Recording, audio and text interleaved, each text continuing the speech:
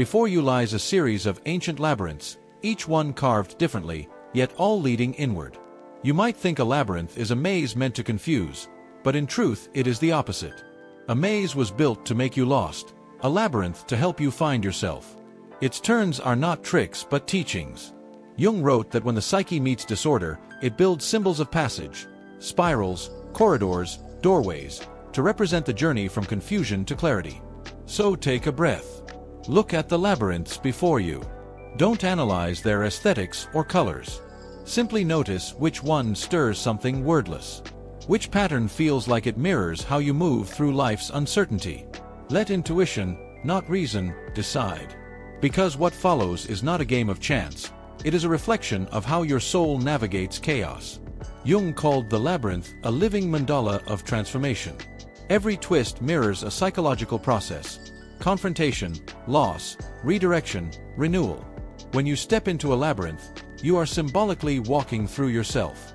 The one you choose reveals your instinctual strategy when life becomes unpredictable, whether you seek control, surrender, exploration, or transcendence.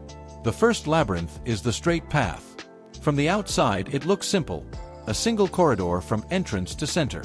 No false turns, no confusion, only steady movement forward. Those who chose this design may crave directness when uncertainty arises. You face chaos with discipline. To you, structure is salvation. When storms hit, you double down on routine, focus, order. Sometimes people misread you as rigid, but your precision is really protection. You believe if you stay calm and methodical, confusion will dissolve itself. Jung might call this the archetype of the navigator, the one who keeps orientation even in fog.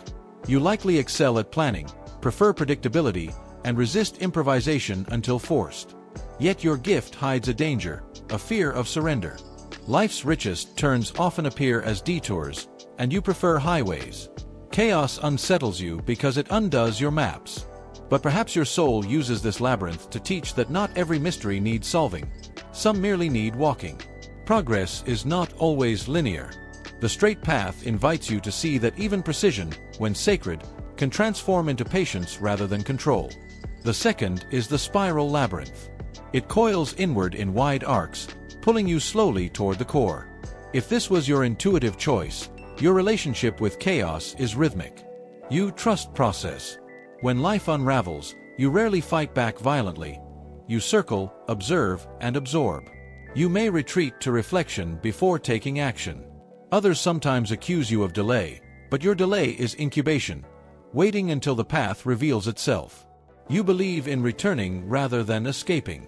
The spiral archetype embodies the seeker in flow, one who knows that disorder is a form of dialogue. You might find meaning in patterns others call coincidences. You accept that healing is cyclical, progress followed by relapse and another layer of understanding. The spiral walker grows through repetition until insight crystallizes. Still, there lies risk, spiraling indefinitely, mistaking reflection for motion, staying in the mind when the world calls for the hand. Your challenge is grounding, knowing when to act rather than analyze. Because the spiral, if balanced, becomes the most graceful way through chaos. Knowing it cannot be defeated but can be danced with. The third labyrinth is the branching maze. At every turn, choices multiply. Paths cross, dead ends abound, and you rarely know if you're closer to the center or back at the start.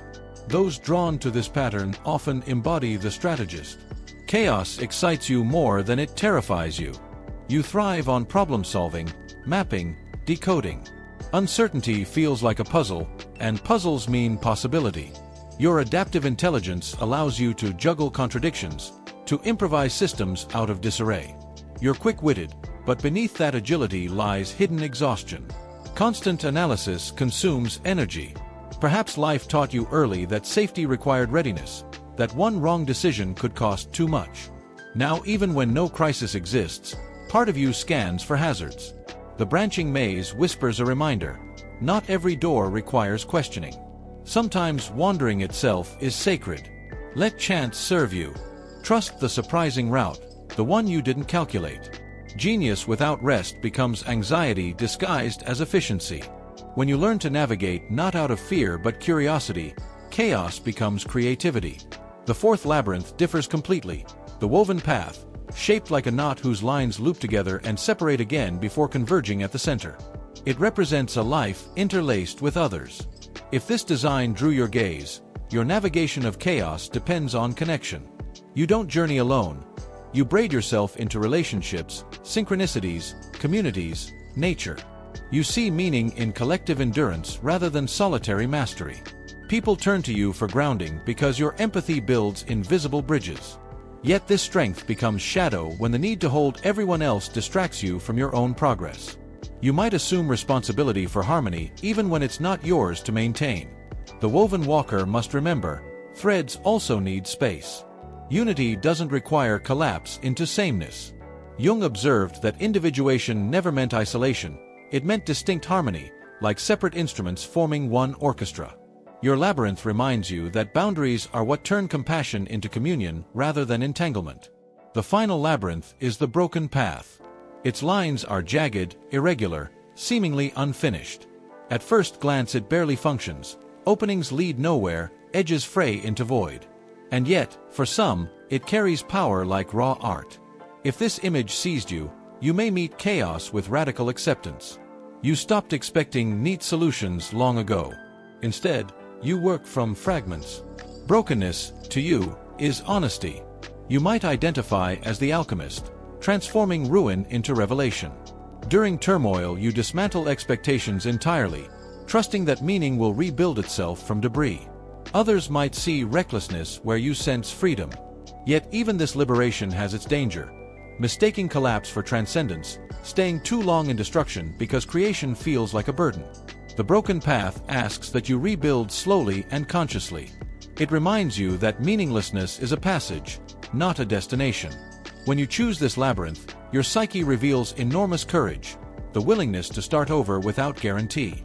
Together, these 5 labyrinths illustrate humanity's archetypal responses to disorder: control, contemplation, calculation, connection, and creation. None is superior. Each simply expresses a different dialogue between will and mystery. You didn't pick your labyrinth by logic. You recognized your habitual rhythm amid confusion. The path you favor shows how you translate the unknown into order. Some map it, some feel it, some break and remake it. The crucial truth: there is no single exit from chaos. Each method leads inward, where the center waits not as solution but as self-awareness. As you picture walking your chosen path, notice how your breath syncs with the movement. The straight walker breathes measured steps. The spiral walker breathes like the tide. The strategist breathes in quick turns. The woven walker breathes alongside others. The alchemist's breath pauses, then erupts in creation. That rhythm is your psyche in miniature, the choreography by which you survive uncertainty. Jung insisted that meaning itself regulates chaos. Once an experience gains symbolic form, it loses power to terrify. So the labyrinth doesn't erase confusion, it translates it into art. You are the artist whenever you interpret rather than escape your twists. When Jung described the way of symbols, he meant that every pattern we choose in imagination reveals an instinctive emotional stance. The labyrinth you picked is more than architecture, it's your nervous system sketched in stone. The twists, the pauses, the repetitions are how your psyche rehearses crisis and recovery. Now that you've glimpsed the surface meaning, we descend further into the corridors, tracing the emotional landscapes each labyrinth conceals. If you walk the straight path, your stability comes with a hidden cost. Beneath the control resides a subconscious fear of confusion itself. Perhaps in the past, disorder hurt you. Maybe through sudden loss, betrayal, or moments when logic collapsed and left you exposed. From that wound grew the vow, "Order shall protect me." This vow forged admirable discipline. People rely on your focus, your reliability. Yet when you cannot fix what's breaking, relationships, feelings, fate, you turn blame inward. "If I were stronger, smarter, more precise," becomes your private litany. But life sometimes tumbles precisely to remind you that meaning isn't always mechanical. Healing arrives when you evolve from controller into conductor. The straight path walker eventually learns that chaos can still move to rhythm, but the rhythm is larger than your own counting. Trust that unseen tempo, walk deliberately, but allow surprise to conduct its own measures between your steps. For the spiral walker, chaos rarely feels like an emergency, it feels like a question. You've probably spent years listening more than reacting, gathering meanings in silence until they coalesce. People might tell you that you live in your own world, or that you overthink. Yet reflection is your craft. You metabolize experience through contemplation. Still, there's a threshold where reflection morphs into retreat. Each circular review of life's pain can become orbit rather than insight. Have you noticed that you sometimes analyze emotions instead of feeling them? The psyche cannot digest what it refuses to taste. To balance that, bring the body back. Move, make, volunteer, risk small chaos purposely. The spiral's paradox. Movement born of stillness. You master the storm when you stop observing its tides and let a wave actually carry you for once. You won't drown. You'll discover the current has wanted partnership all along. Those bound to the branching maze mirror a mind wired for pattern recognition. You mapped complication early, maybe in families where moods shifted faster than logic could explain. You survived by anticipating change. That training became genius. Intuition sharpened into strategy. But adaptation can become addiction. When no problem exists, you feel dull, hungry for puzzles. And without puzzles, rest feels unsafe. You might unconsciously conjure challenges simply to re-experience vitality. Chaos, once threat, now defines gravity, you orbit it.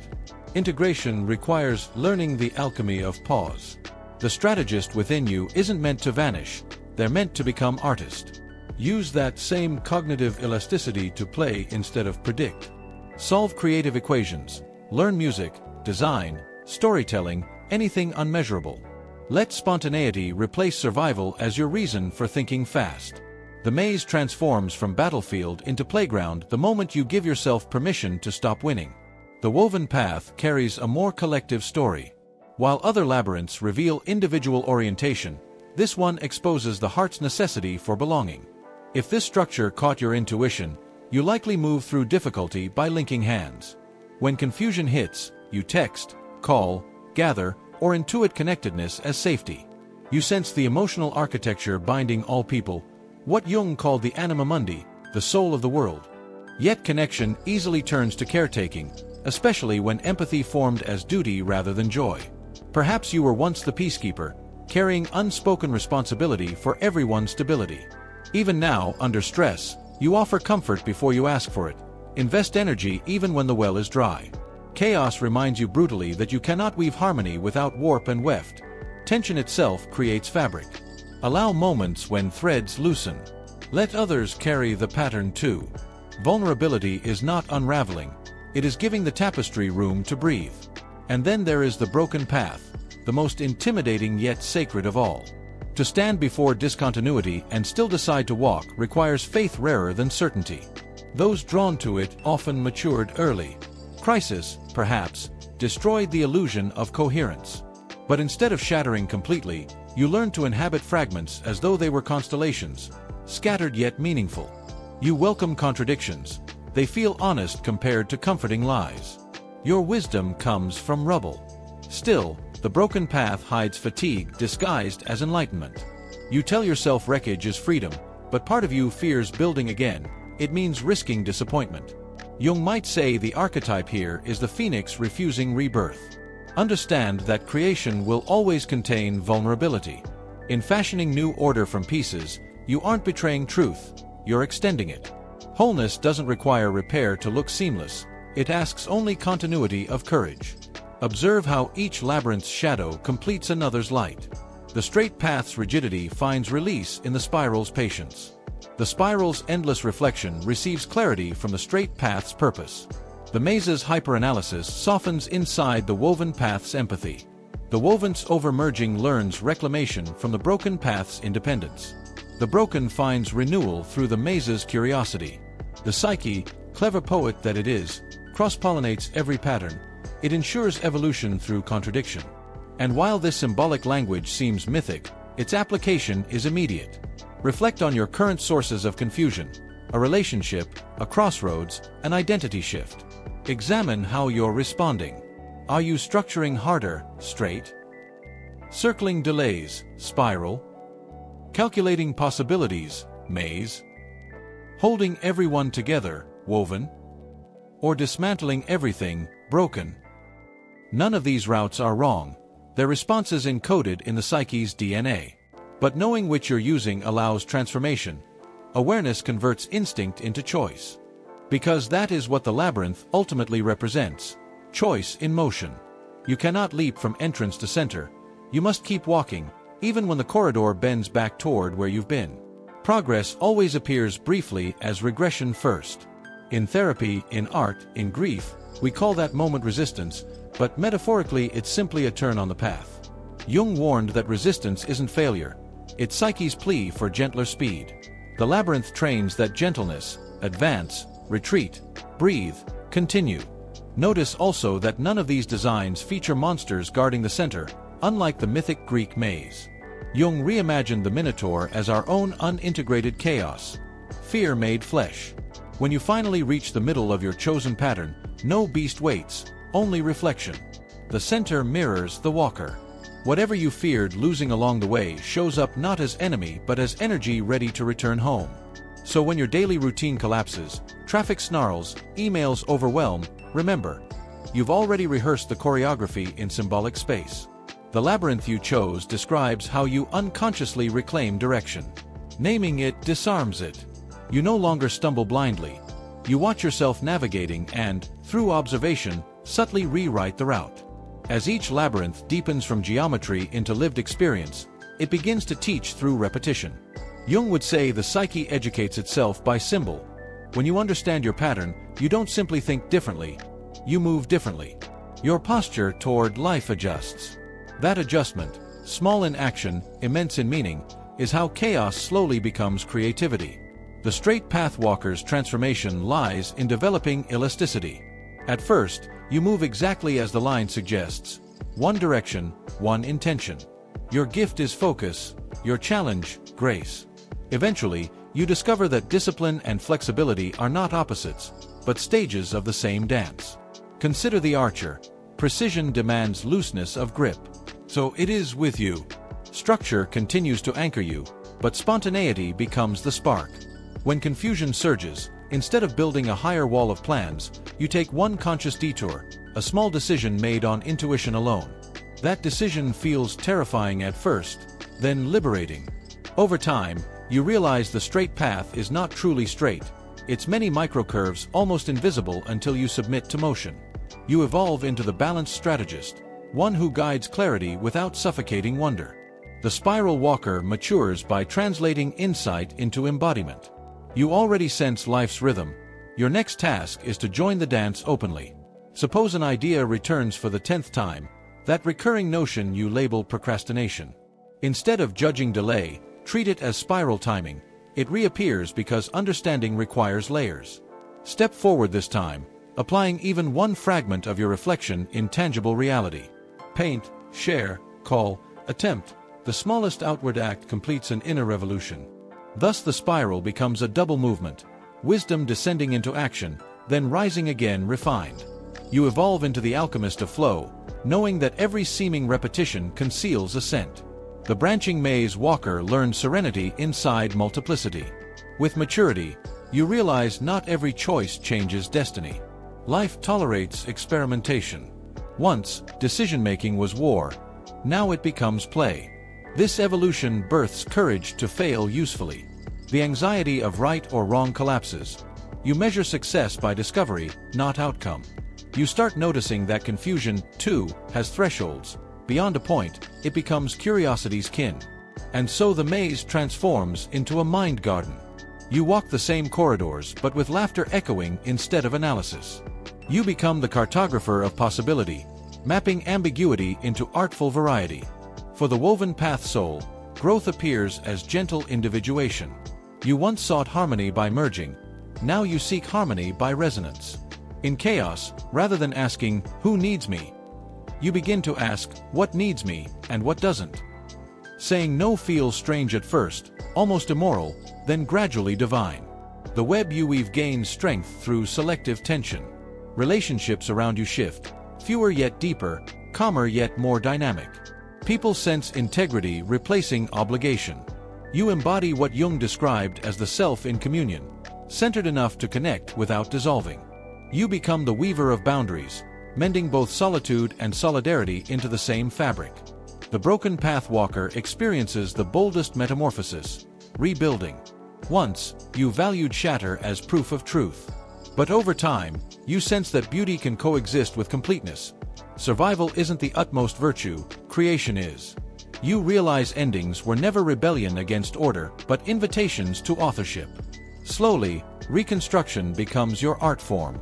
You don't hide scars, you gild them, like kintsugi pottery where cracks shine gold. Chaos taught you authenticity. Now creation teaches continuity. You graduate into the architect of renewal, one who doesn't flee structure but designs it consciously, infusing imperfection with wonder. Each of these progressions reveals a universal formula. Presence plus awareness equals freedom. When you accompany yourself through confusion without abandoning either emotion or reason, the labyrinth's walls grow transparent. You realize you've never been trapped. You've been undergoing orientation, learning where north truly is within. The center of every design, the destination you imagined, was really attention, sustained till meaning appeared. In therapy, Jung described this shift as the moment symbols turn luminous. An image that once constrained you now radiates instruction. The straight path begins whispering, "Rest sometimes." The spiral murmurs, "Act now." The maze reassures, "You're allowed to stop calculating." The woven path sighs, "Your thread counts too." The broken path smiles, "Rebuild in color." Each message is antidote to its own excess, a self-correcting equation of soul physics. Notice how all labyrinths, regardless of pattern, share one feature, a center and a return. You enter, you traverse, you emerge, altered yet recognizably you.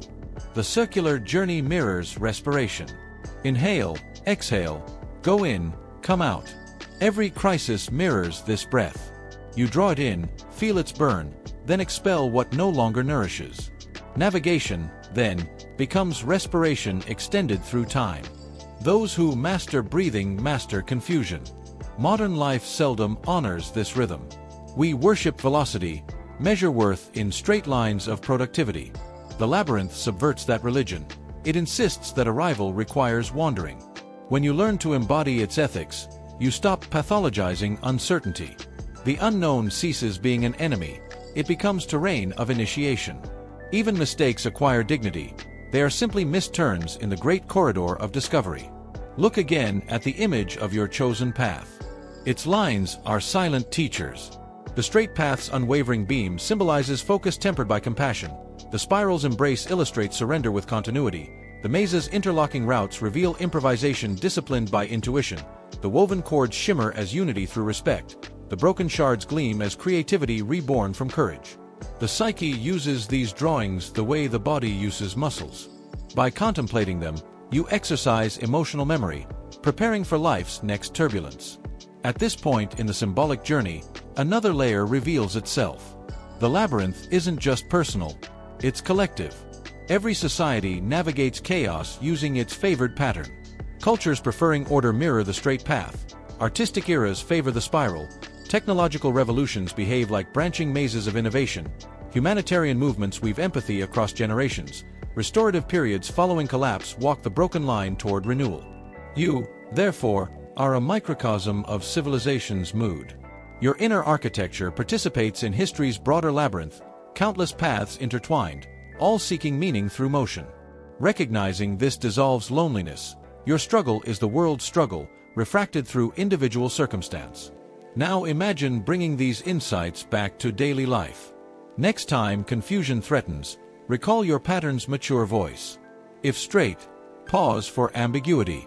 If spiral, commit to even the tiniest action. If maze, simplify. If woven, protect solitude. If broken, construct something humble. Each small opposite gesture opens a secret doorway to balance. That doorway symbolizes consciousness choosing rather than repeating. And in that choice, chaos loses its crown. Finally, rest in the understanding that you may walk many labyrinths across one lifetime. Patterns shift with seasons. Youth might favor the maze's experimentation, adulthood the straight path's purpose, maturity the spiral's patience, and elder years the broken path's quiet artistry.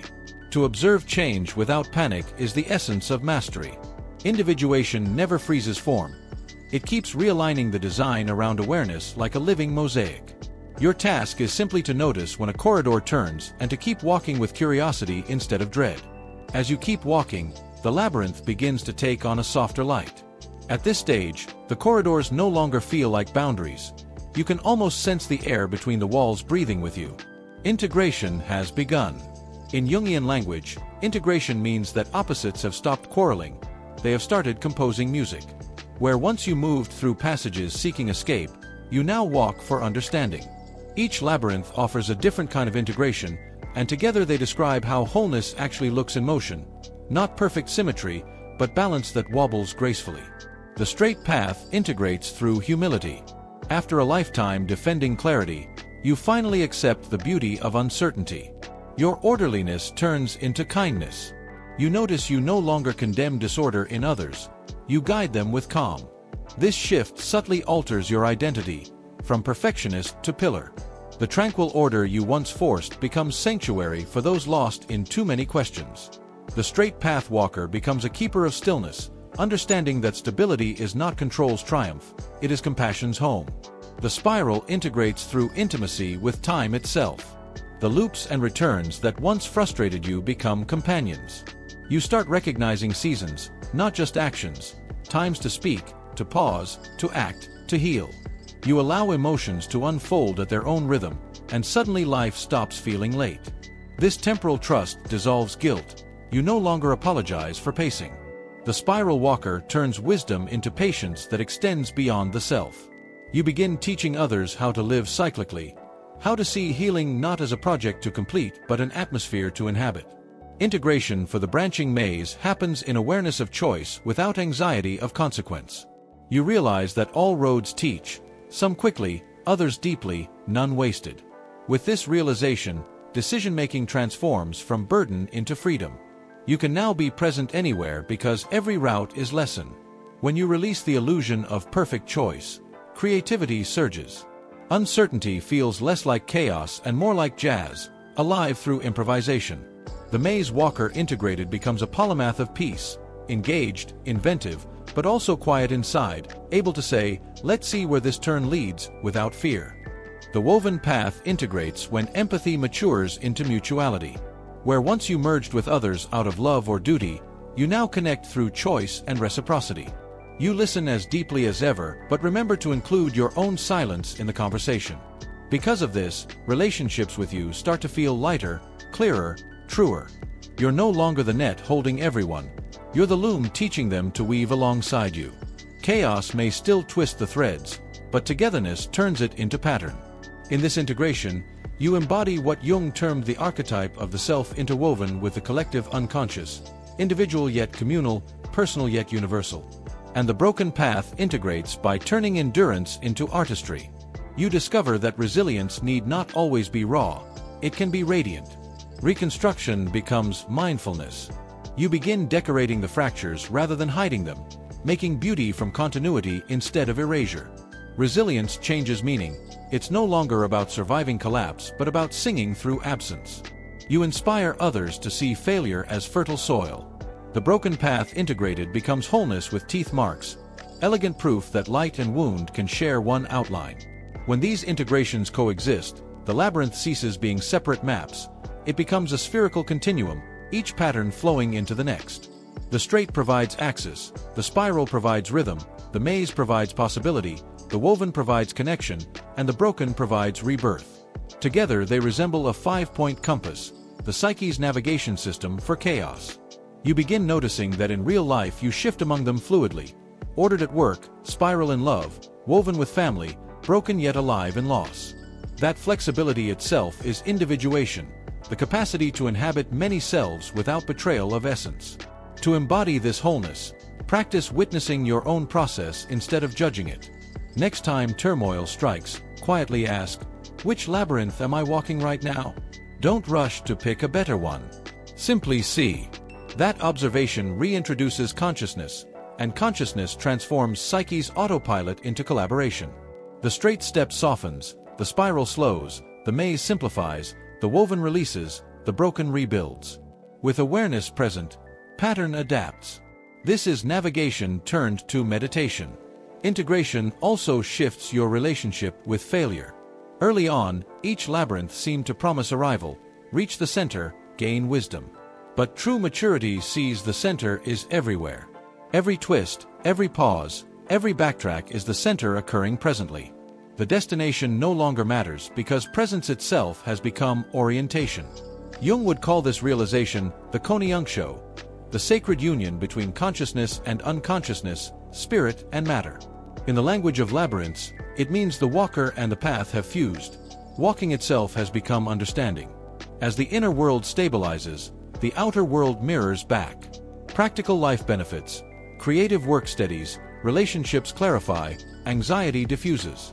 Not because the world has changed, but because perception has. You recognize signals of balance and imbalance earlier. When projects stall, you sense whether it's a straight path's fatigue or a spiral's incubation. When conflict arises, you discern whether to set limits like the straight or connect like the woven. Decision becomes dialogue. Even confusion feels companionable.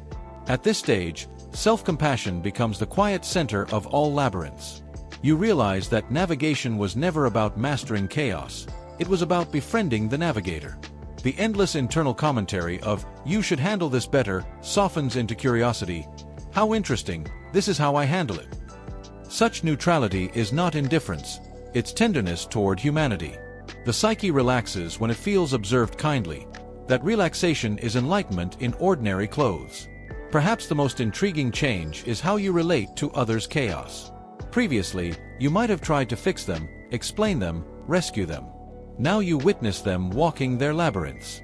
One friend maps straight lines through crisis, another spirals inward, a third shatters and rebuilds, and you see beauty in each approach. Empathy expands from emotion to philosophy. Everyone is improvising orientation through the unknown. You start to trust collective evolution, understanding that the world itself is a massive labyrinth teaching cooperation through contrast. If you've ever stood in an actual stone labyrinth, you know there is a moment halfway through when quiet floods from nowhere. Birds, wind, footsteps, all sound deliberate, synchronized. That is what integration feels like inside, a stillness that doesn't demand silence. It's as if every corridor hums the same pitch of belonging. You realize chaos was never the opposite of order, it was order's rehearsal. Keep this sensory memory. The echo of your own steps altering their distance, the subtle warmth of air toward the center, the realization that going inward and outward are identical. This awareness becomes a portable labyrinth within you. No matter where life throws confusion, you walk knowing each turn carries intelligence. The labyrinth is quiet now. You've walked through its corridors of fear, insight, and reconciliation, and suddenly you can sense that the walls are dissolving. The design hasn't vanished, it has expanded until the whole horizon feels like its continuation. Every road, every conversation, every hesitation is simply another curve in the same geometry. Chaos never ended. You just learned its grammar. At this final stage, the archetypes merge into one practice: conscious navigation. Each step forward in life becomes a collaboration between structure and spontaneity. The straight path awakens when discipline is needed, the spiral hums when patience is required, the maze flickers when curiosity must solve, the woven path unites when empathy is missing, the broken path rebuilds when endings arrive. You are no longer loyal to one strategy. You are loyal to awareness itself.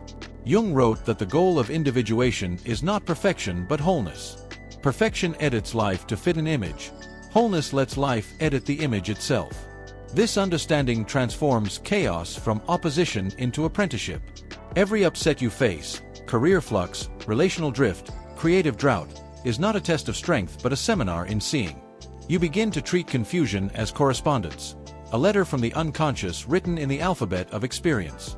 Now, rather than asking, "Why is this happening to me?" you ask, "What shape of labyrinth am I being shown?" The moment you give chaos that symbolic dignity, the psyche relaxes and begins generating meaning. Meaning, in turn, generates motion. Stand for a moment, mentally, at the labyrinth's center. You might imagine a small pool, utterly still. The air holds a silence thick with possibility. This is not the end, it's the still point between breaths. When you exhale again, the pool ripples outward, the path back to the world. You re-enter everyday life altered only by understanding, yet that understanding changes everything. Now, when difficulty returns, and it will, you find yourself choosing response before reaction, conversation before control. Memory of the symbolic journey becomes instinctive grace.